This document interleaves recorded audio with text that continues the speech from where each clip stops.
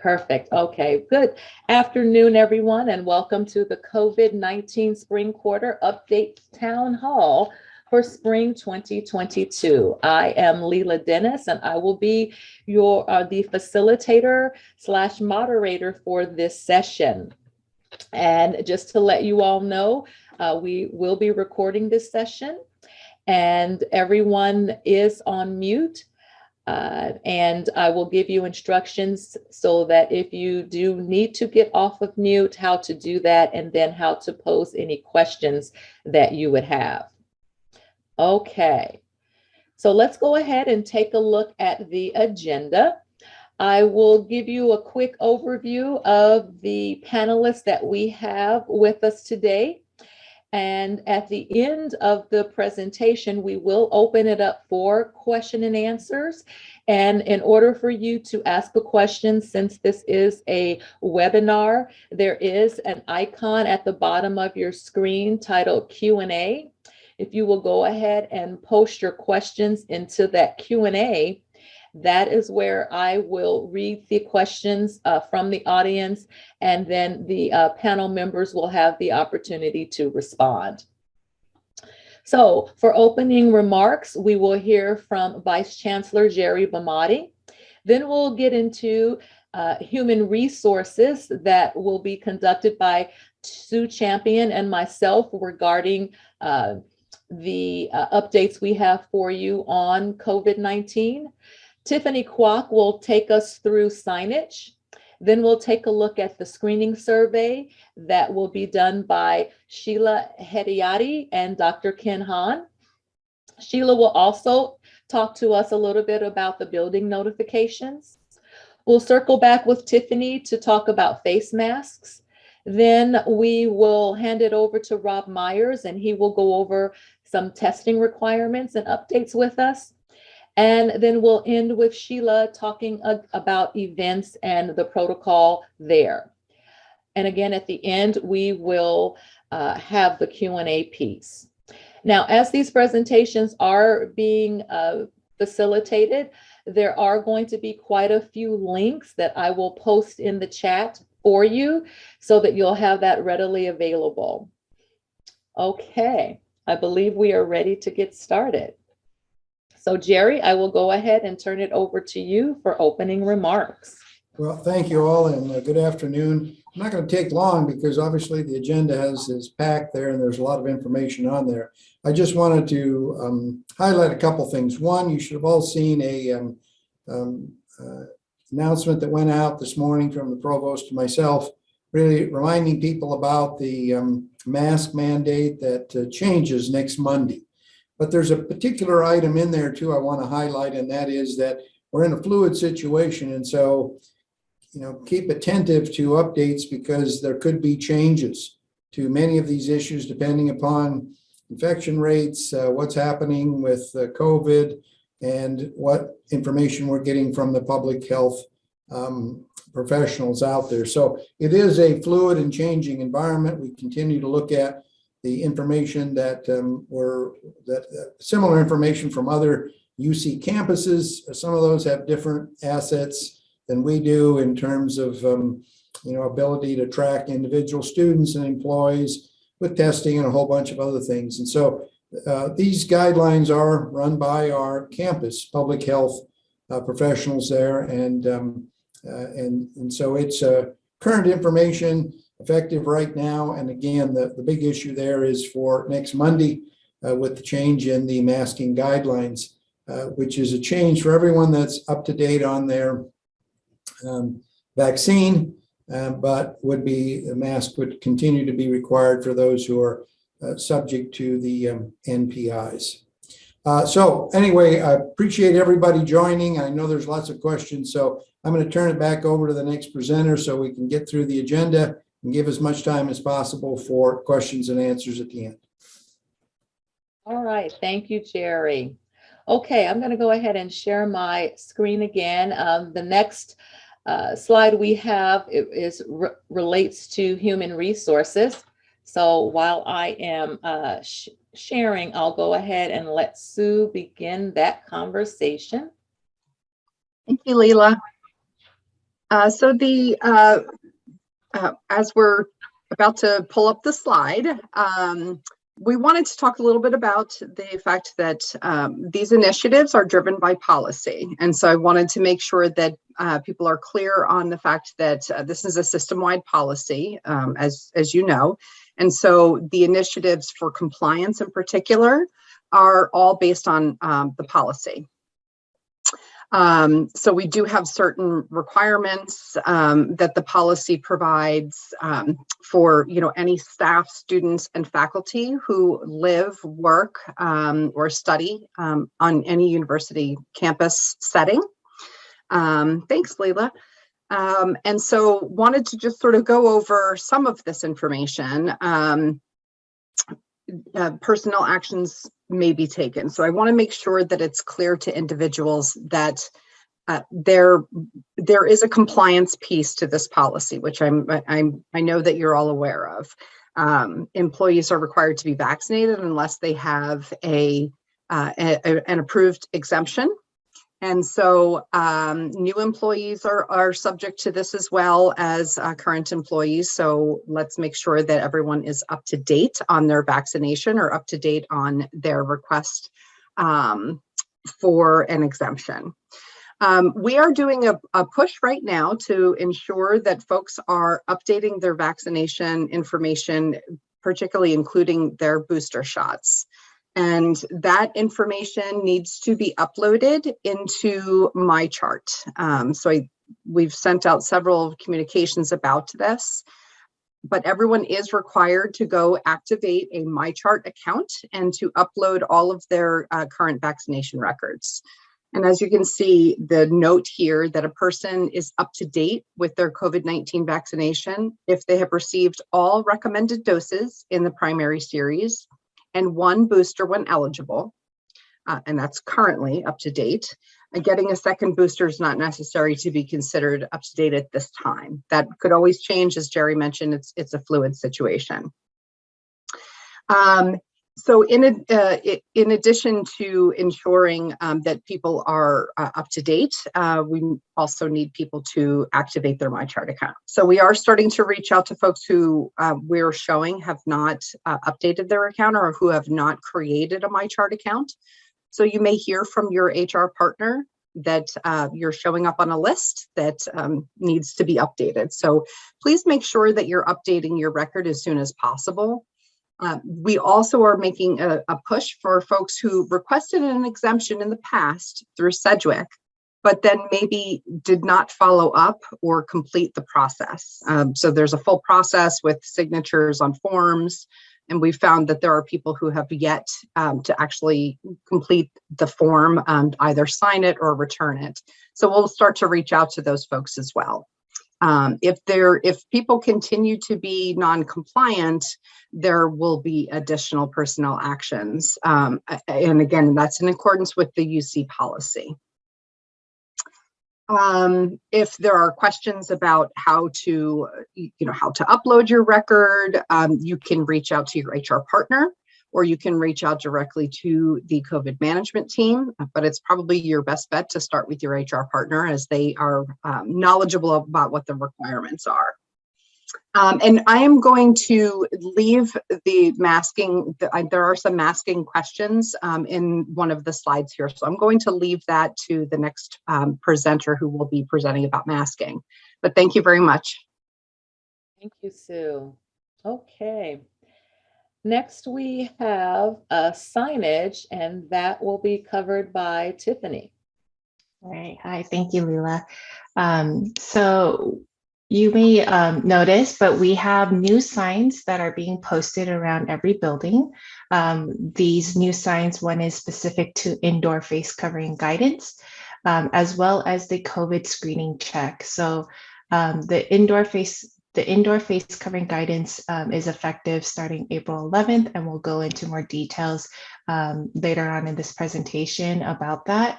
And then the COVID screening check is something that has been in effect for since March 28th. And this is really, we're no longer doing the daily wellness survey, but the COVID screening check is meant for those that need to report if they have a COVID positive result, are symptomatic, or have a potential exposure, or a need to provide results for weekly testing or required testing due to accommodations, or if they live in student housing and whatnot. So these signs have already been posted around the majority of the buildings on campus by EH&S and Facility Services. And they're also available to request preprint for pickup at EH&S. So you can go to the EH&S coronavirus resources page to submit in that request. And we also have additional signage that can be downloaded and printed, also available on the coronavirus resources page. Right. Thank you, Tiffany, for sharing. Okay, let's move on to screening. And this will be covered, or the screening survey will be covered by Sheila and Dr. Han. I do know that we might have some updated slides. So Sheila, I am happy to have you share if this is not all the information that needs to be covered on this slide. So you just let me know and I can stop sharing. Thanks, Leila. No, this looks great. So we are continuing to evolve, as you can see, our practices during the COVID pandemic. I do want to briefly talk about the screening check, which was previously called the Daily Wellness Survey. And as you may recall, everyone coming onto campus had to complete the survey prior to coming on campus and getting a green clearance to be on campus. We've changed that to a screening check. And the only time you would be required to complete the screening check would be if you were reporting that you had COVID-like symptoms, that you tested positive for COVID, or that you were exposed to someone who tested positive. We've also included the reporting feature here. So if you have an approved exemption, if you're not up to date with your vaccine series, so Sue defined what up to date means, or if you're a student and you're living in Residence Hall or Glenmore, then you would be required to submit the results of your weekly screen through the screening check. The link is in the same place, we just changed the name. Sometimes we get questions about what does exposure mean, so we want to make sure that we define exposure. Exposure is defined as close contact with a positive case for a total of 15 minutes within a 24-hour period. So that if you may be contacted by the COVID management team indicating that you fall in that exposure category, and if you do, they will ask you to go through the screening check and provide your information so that they could follow up and communicate to your HR partners.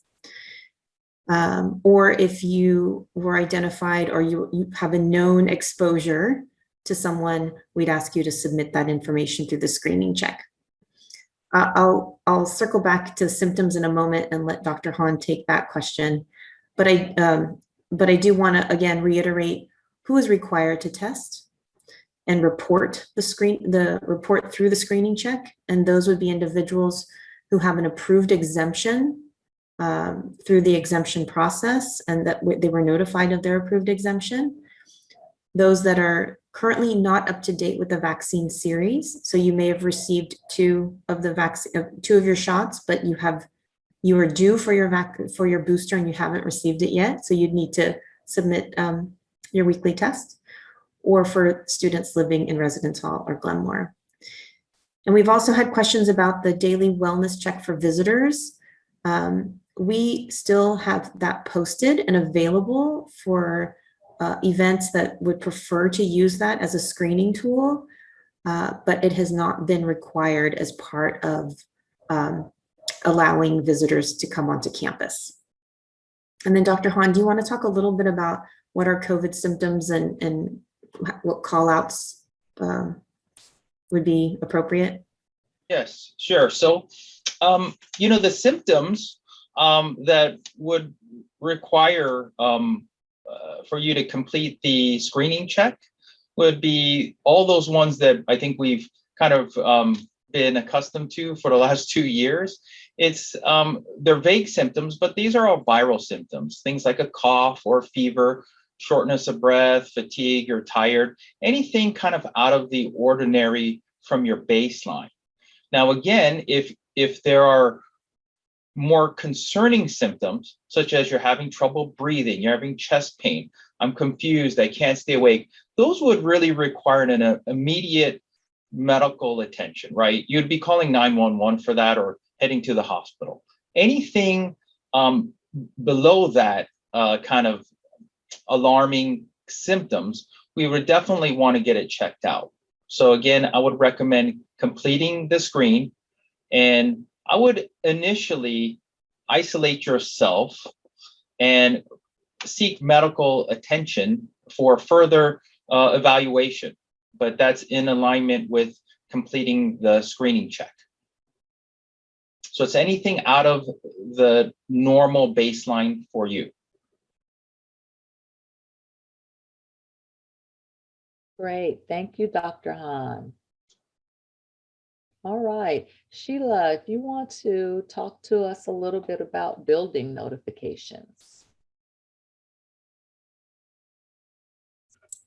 Sure, absolutely. We continue to, if you remember, at the beginning of the pandemic, the campus was providing building notifications at the entry points where a COVID positive case had been identified. And again, as the pandemic evolved, and I think with the last surge, we received guidance that we would be able to eliminate the need for a physical posting, a hard copy posting, and refer all individuals to the campus webpage. And it's here under campusreturn.ucr.edu dashboards. Here, you'll notice this is updated within 24 hours, and it lists out all potential workplace exposures by chronological order. Those are posted for 14 days so that you can reference back to that website to look to see where an individual was identified. And then to clarify, on the right-hand side on the screen, on the workplace exposure screen, there's an infectivity date. And that is, we include 2 days prior to the confirmed case report. So if I tested positive and my first signs and symptoms were today, then the system here would indicate 2 days prior to today, so that would be the 4th, as listed as the infectious exposure period. We encourage everybody to take a look at the building notification website routinely to identify if you were in fact in a space that a positive case was identified. However, to be clear, when we go back to the close contacts definition, those are not exactly the same thing. So a building-wide workplace notification is required under Assembly Bill 685, informing everybody in the workplace or work site, but that does not mean that you had close contact. An individual who had close contact would most likely be notified by the COVID management team and asked to complete the screening form, and that there would be follow-up on that end.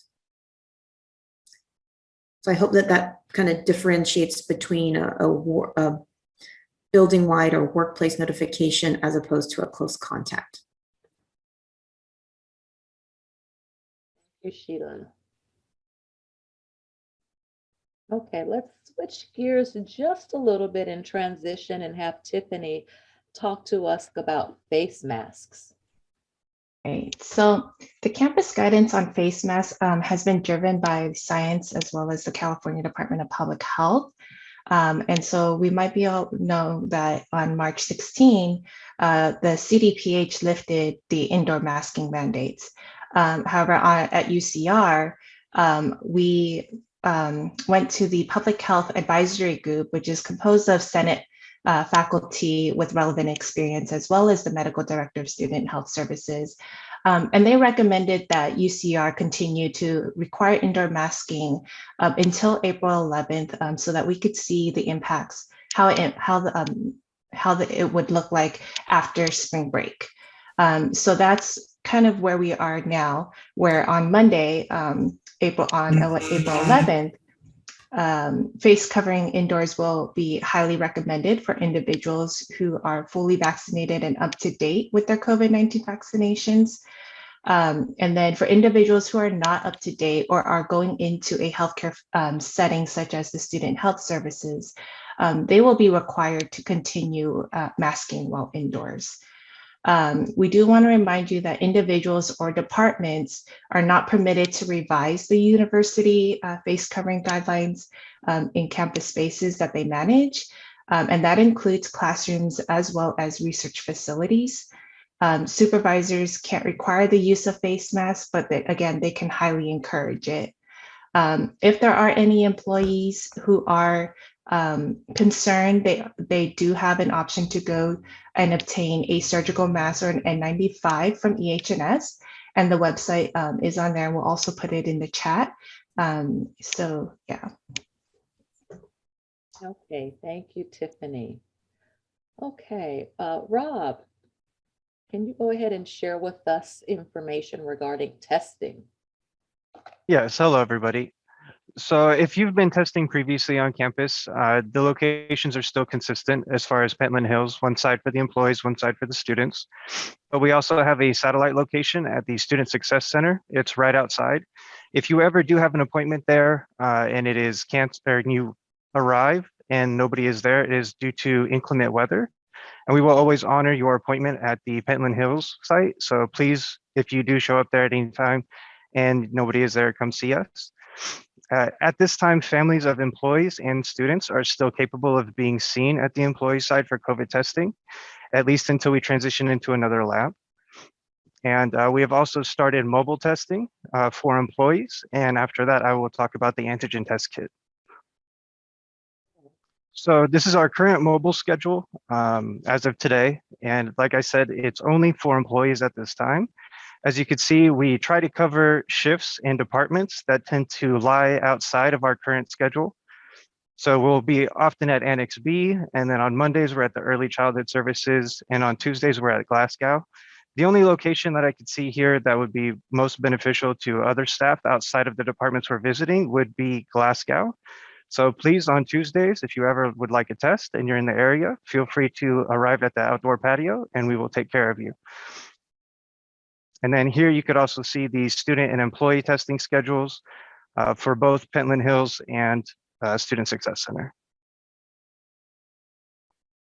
And what you should bring to either site when you arrive, if you come to the employee side as an employee to test, you would have to complete color registration before doing so. It is a one-time procedure, so please, after you make one account, do not make a second one. All you would need after that would be to provide your ID. We no longer require the wellness survey. If you are in fact coming for testing due to an NPI, you should go ahead and wait until you get your result to do your wellness screening or your COVID screening. I apologize. The name change is confusing. But after you get your test, I would wait until you get your result. That way you're not doing multiple in a week. And for students, all you have to do is arrive. There's a QR code to scan outside. You log in using your UCR credentials, and it will provide you with a personalized QR code that you will take inside and complete your test. You should expect to have to check in when you do arrive, and please be aware that all tests are self-administered, regardless if you're testing for employees or students. So we wanted to take this time, thanks Rob, by the way, and what we wanted to do was take this time to ask everybody what location you on campus you would go to if it was available for testing. So if you could go to the website, www.menti.com, you can do it on your phone or you can do it on a separate browser. But if you go there, enter this code 1281244, it's at the top of the screen. So again, go to menti.com, menti.com, and enter the code 1280-1244, and then it will give you an option to type in your answer to the question. What location on campus would you go to if it was available for testing? So we're going to give everybody a minute to do that and see if we get any responses. And of course, we know that there are so many locations that are more convenient to you or maybe your family for several reasons. And so we would like to see your input, and then it would help us make decisions. So what we see so far is a Student Success Center, which we currently have. We have a lot of the housing locations. So I see Glenmore, we already have Pentland. The Student Services Building seems like a really nice local place on campus because it's in the Causeway. Oh boy, we have quite a few, and we'll kind of put this into some graphs in a little bit, but we see everything all the way from the Psychology Building on one end of campus to Hinderrecker to Glenmore on the northeast end of campus. Bell Tower seems to be a really good location. I know that we tried that a couple weeks ago during an ASPB event. So that was really nice. A lot of people came out. We got the students there too. But also those little niches, PE and dance buildings seem to be what some people suggest. In general, the hub area seems very popular. I see genomics and Bournes, and even as far as the UC Path and Telecenter, that location is quite a ways off campus. I myself go there, but it would be nice if I agree if we can get something out there. We see physics, and I'm just going to get a couple more people a chance to add. I feel like we see all the buildings on campus, right? There's a graduate division location. A lot of the stuff on the western end of campus, southwestern end of campus, where it feels a little far, right? For us to go walk in the heat in Riverside to go to the bell tower. It'd be nice if we can go out there. I see Extension Center. So across the freeway, even next to University Village, seems like it might even work out well with the parking and the flow of cars. We have athletics and Corp Yard, and we currently have Corp Yard, as Rob might have mentioned, through the mobile testing opportunities. So if you go to the website in the chat, campusreturn.ecr.edu/testing-requirements, you'll be able to see that the Corp Yard, or where facilities is, already has a location under mobile sites. Okay, I think this is really good, and you can continue to add to this list. Just go to menti.com, enter the code 1280-1244, and we'll continue to gather your feedback as to where we can hold these places, these testing locations on campus. So I'm going to go ahead and we're going to go ahead and move forward. But thank you, everybody, for your participation. Thank you. And we've got some great options and some that we're already currently utilizing. So room for many more. Okay, we can go ahead and let's see, go to antigen testing, because I know, Rob, you wanted to share a little bit more about that. Yes, thank you, Leila. So we currently have some antigen kits here at the Pentland Hills Bear Cave on the employee side. There is a link at the HNS website where you can go ahead and request a kit. If you're requesting a kit for personal use, as that would be yourself, it was only one per person. Staff and employees also have the option of ordering enough for their entire department. This is open to students and employees as well. And please, all you would need to do is go ahead on the website, make your request, bring in a confirmation of the email to show the staff as you arrive, because we are keeping track of the inventory. And after you do that, you just take your kit, and hopefully you don't have to use it. Thank you, Robin. One more. I don't want to be remiss if we did not talk about the testing and what to bring and what to expect. Oh, I do apologize for that. So when you do arrive at the employee side, I do believe I mentioned that, but I'll say it again. You do need your ID only and your color registration for testing as employees. For testing at the student side, you do not require an ID at this time, because you would be signing in with your UCR credentials through the QR code that you scan. That actually gives you a personalized QR code that the scanner will scan inside the site, where a label will be produced. And I just wanted to mention too, I did see some questions about masking when coming for testing. At this time, our sites are considered collection sites and they are not clinical sites.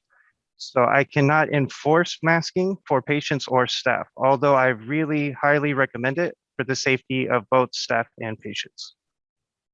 Okay, thank you, Robin. It may have been me over or skipping this slide and then going straight to the antigen, but we'll wrap up this piece before we get into some of the Q&A with events. And Sheila, if you can give us an overview of what our protocol is for events now.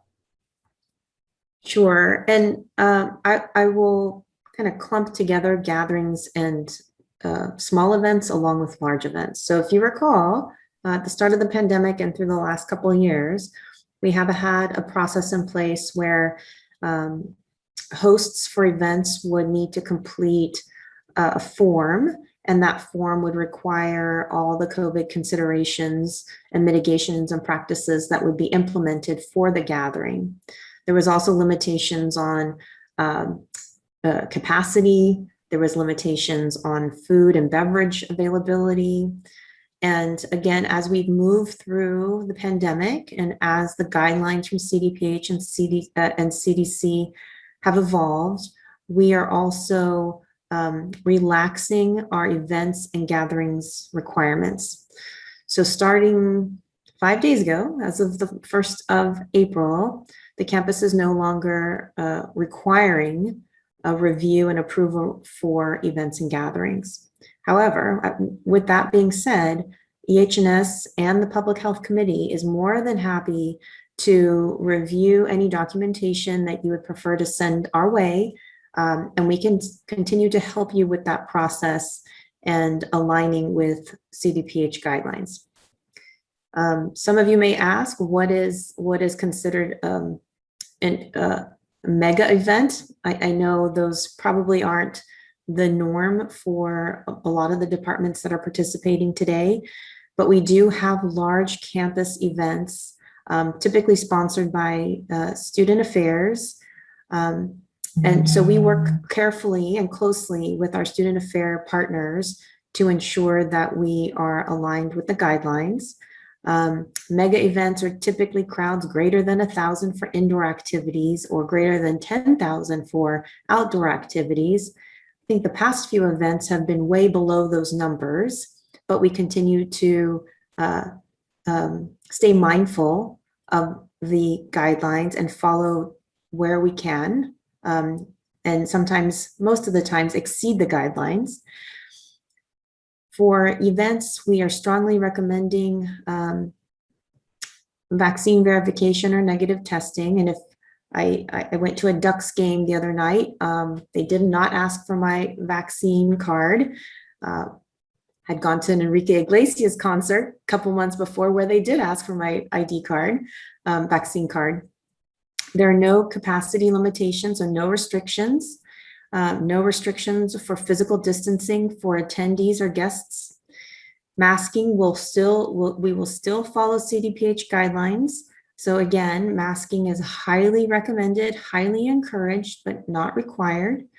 And for travelers, so if you have guests coming from out of state or traveling, we do follow CDC recommendations for international and domestic travel. And if you go to the campus return website under events, we have outlined all the suggested considerations to continue to mitigate any risks. Okay, thank you, Sheila. All right. At this time, we will go ahead and open it up for Q&A. I will stop sharing my screen now. And we will go ahead. Give me a moment to stop sharing here. Okay, I believe I did stop sharing. All right. Right, am I good? Did I stop sharing? Okay, all right. So it looks like we have about 17 questions in the Q&A. So I will just start from the top. And the first question is, Are supervisors, managers responsible for ensuring compliance with MPIs when employees are on campus? How is this information shared with supervisors, managers? Okay, Dr. Hahn.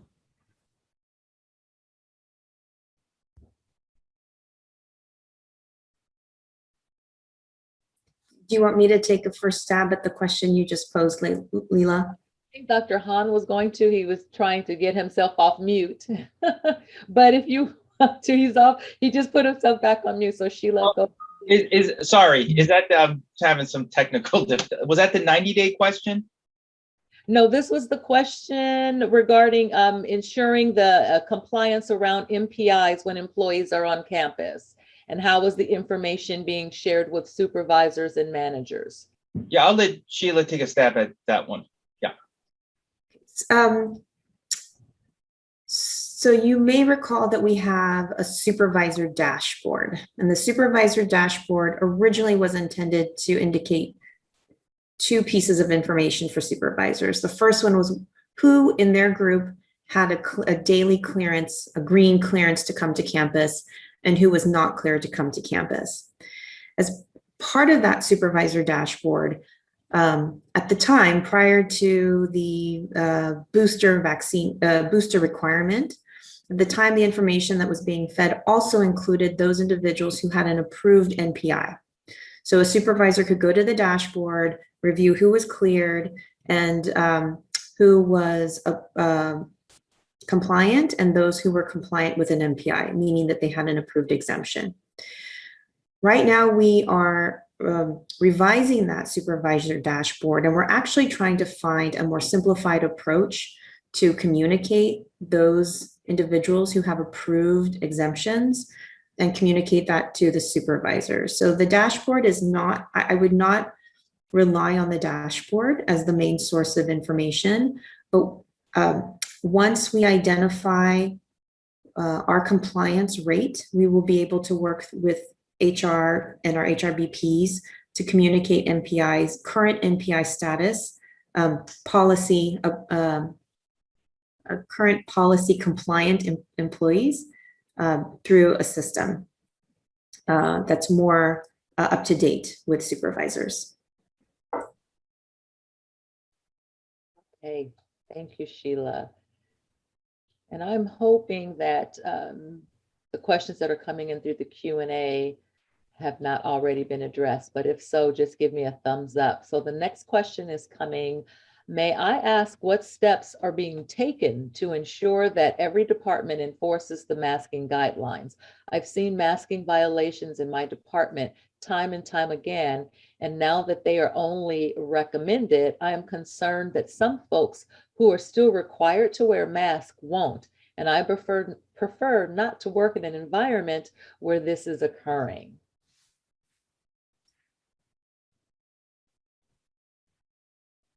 I don't know who wants to take this question. Well, I think in general, we have relied on the supervisory chain of command across campus for this and a host of other issues in kind of managing university policy. So the COVID vaccine mandate is one university policy. There's a whole bunch of other ones, and we rely on the chain of command and the supervisors to enforce those issues. And so if you're an employee and you have questions and concerns, you should go to your supervisor and talk to them about what those are. And they're in the best position then to try to figure out if there's a problem. They can work with the HR business partner, they can work with others. And as I think has been said before, we really aren't at liberty to share specific vaccine status information on employees with anybody, but we can and do share compliance. And so if someone is basically compliant, subject to NPIs, that is information that the supervisor can get and does get.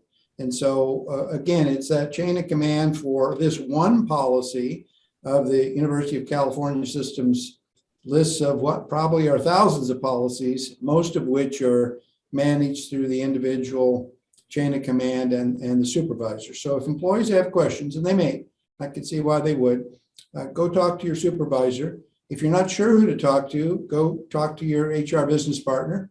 And I'm sure between the two of them, they'll be able to help you figure out how to resolve that question. Thank you, Jerry. All right, the next question. What should I do if some students in the classroom don't feel comfortable sitting with unmasked students? What if they start demanding others to wear masks? What is my best option to reduce the heat? Well, it's not really my area directly, but I would say similar to what I just indicated. I think if you're the faculty member there, your best option is to go and talk to the department chair. If you're the department chair teaching, your best option is to go talk to your dean about that. Likely, these are issues that have come up many times before. Other students can't demand other students in a classroom take certain action. And certainly, I think the provost's office have encouraged faculty to reinforce with students that up to this point, until next Monday, we have a mask mandate. Now, I know there have been cases where there's a couple people, students in classes that have not worn masks. And so some faculty, rather than getting into a big fight in the classroom, have just reminded people that please get a mask. And many faculty have some masks in the classrooms that they can give out for somebody who perhaps forgot to bring one. And so I think those are the best options for compliance. We don't have a police force going around checking on masks or anything. It is an honor system. But again, if you're a faculty member and you have some questions, department chair is your best option, I would say there. And the provost's office has communicated a lot of information out to the dean's offices, the schools and colleges about this very issue about, what if there's non-compliance in the classroom there. And again, I think our students and staff have been very, very good in compliance. I walk around and look in a lot of classrooms. Basically, everybody's got their masks on. Now, there are sometimes when a few people, usually sitting in the back, don't have their masks on, perhaps for one reason or another. And I'm sure other students perhaps talk to them about that from time to time, but it's not it's not an enforcement on the spot. It's hopefully that people can encourage people to wear masks, and that I know EH&S has made available supplies of masks, like surgical masks, that faculty in colleges have taken advantage of, and many faculty I know bring some in with them just for that purpose, saying, oh, if you forgot your mask here, I can give you one. So I think the compliance rate looks to me to be very, very high. There are cases in some situations where it may not be 100% understand. I think the good news is that in general, our vaccination rates have been very high, and so the risk factors would be generally then lower associated with that. And so we're hoping that the infection rates continue to be low and our vaccination rates with the boosters continue to be high. Thank you, Jerry. Dr. Hahn, this might be one for you. If you test positive through a UCR test, are we good for 90 days of being exempt from testing and getting another booster? Yes, so you're exempt from repeating a PCR test because that can stay positive for the 90 days. The antigen test would be recommended on day 5 to see if you still have viral count and see if you're still possibly infectious. What was the second part to that question? I think it was the booster, correct? Right, and getting another booster. Yeah, so the current recommendations for the booster is they say that once your symptoms have resolved, you're clear to get that booster. I would still recommend waiting that 30 days to get that booster after the resolution of symptoms. It's just a safety precaution. Right. There may be another quick question on something that just came out about a week ago, about 50 years and older receiving a second booster.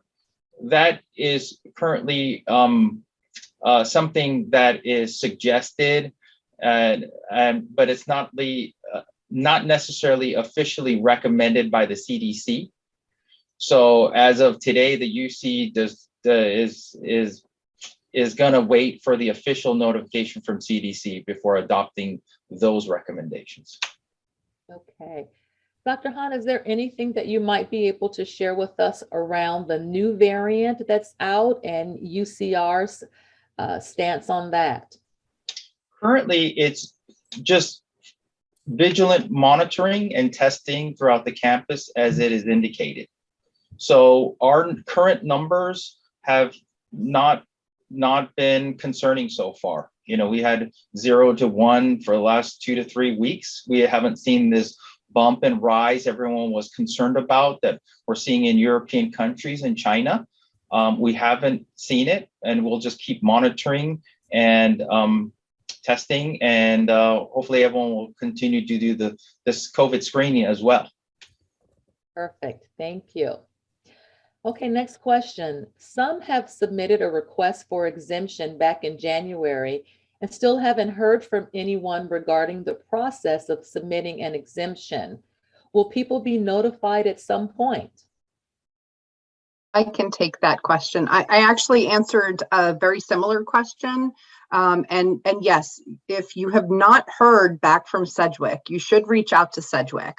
We are also, Central HR is working on doing outreach before we close the case to folks who are still showing as pending, or perhaps were closed because of no response. But the first option would be certainly to reach out to Sedgwick, and I will put the email address in the chat. I might comment that most of the UCs have used Sedgwick for processing exemptions. Sedgwick was not as fast in doing that as we had all hoped. They're continuing. I think they're trying to work harder and catch up on things. But if I'm not mistaken, Sue, Sedgwick will process these exemptions through the end of June, and then it will transition basically back to the campuses. Is that correct? That's correct. Yeah, they have indicated to us that they will, as of July 1st, they will no longer be handling our exemptions, and they'll be handled at the campus, at each of the campuses. So that would be handled by Central Human Resources in the future. Okay. If we have an employee that has a compromised immune system that does not allow for the booster, but the individual has had 3 disbursements of the Moderna vaccine, is this sufficient? They have added all 3 dates of their Moderna vaccine to my chart, but the employee is still on the non-compliant vaccination policy tracking sheet. If this isn't sufficient, what should the employee do next? So in this case, their best bet would be to reach out to the COVID management team. The COVID management team can at least see what's in the system, and they can also provide assistance in uploading information if it's missing. Rob or Sheila, do you have anything to add? No, but I'm sure Dr. Han will probably want to comment on the inability to get a booster, although it seems like 3 shots were given, so it's not clear. Yeah, with that medical exemption, if your personal provider or that person's personal medical recommendation was that they are contraindicated for receiving the booster, then that should be accepted. So that individual would need to submit for a medical exemption. Correct. Okay. If a student comes into my office for an appointment and we are wearing a mask, can I ask them to put a mask extra coverage?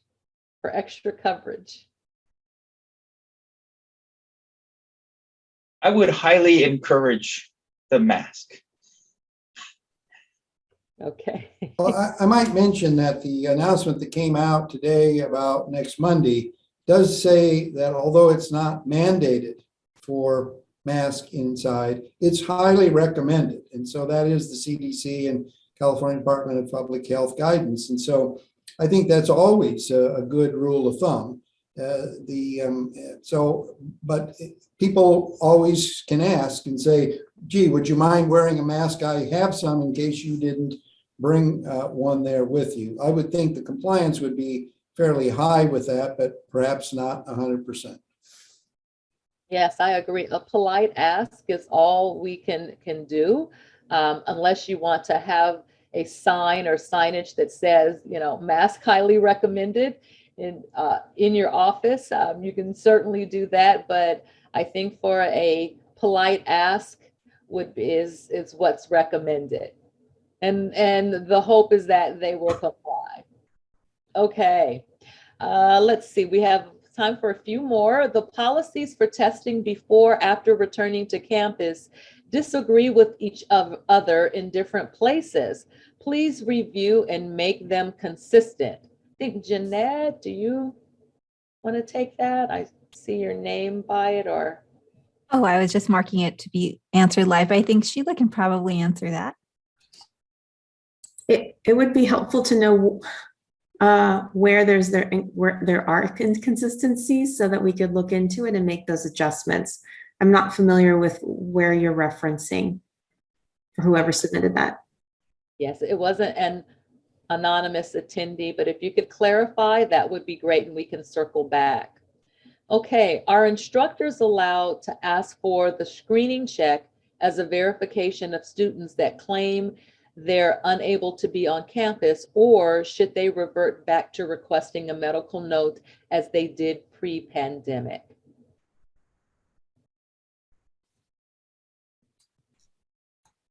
Can you ask that again, Leela? Sure. Are instructors allowed to ask for the screening check as a verification of students that claim they are unable to be on campus, or should we revert back to requesting a medical note as they did pre-pandemic? You know, I would say that I don't think there's anyone from the provost's office on here, but I would recommend that we get that question to the provost's office for them to respond to. Sounds like one coming from a faculty member about students in class and how to handle, you know, even before the pandemic, some students got sick or whatever, and there was a standard protocols in how to work with them to deal with missed classes, tests, whatever it might be. So I don't know the answer to that one, but I would bet that the provost's office does. So I would suggest that we get an answer from them. And so when we post the responses, we can have that in there. Oh, thank you, Jerry. Along those same lines, if supervisors, managers are not supposed to ask about vaccination status, how can an event host verify vaccination or negative test status of all attendees, which is still strongly recommended?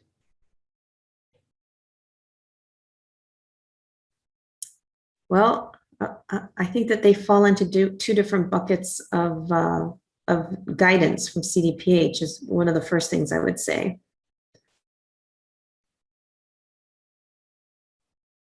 Okay. Well, I think there's also different issues, like Sheila was saying. Some events require people to show they're not mandatory, but they require, if you want to participate, you have to show that you've been vaccinated.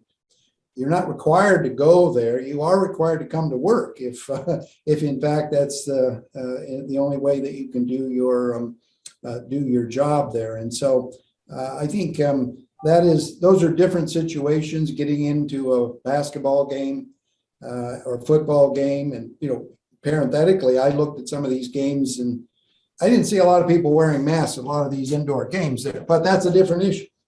But some have required those issues, and that's part of their part of their way of kind of managing those events. We really haven't had any mega events, which I think is defined as over 10,000 or something like that. Most of our events have been outside.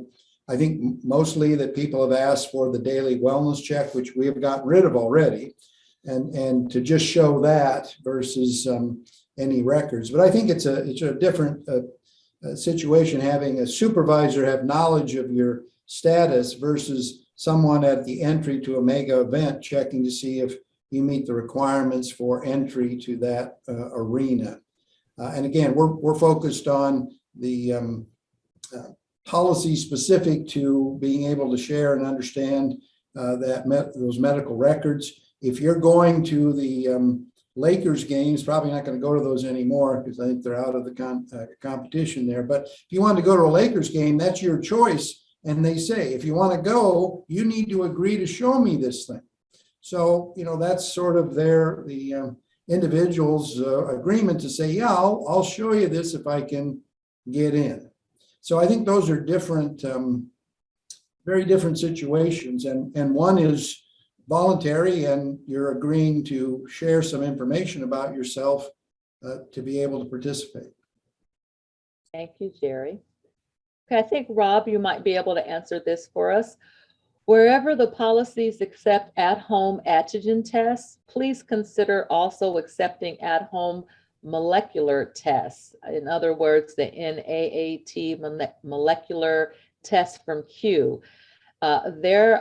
These are considered equivalent to the PCR molecular tests, which the policies also accept.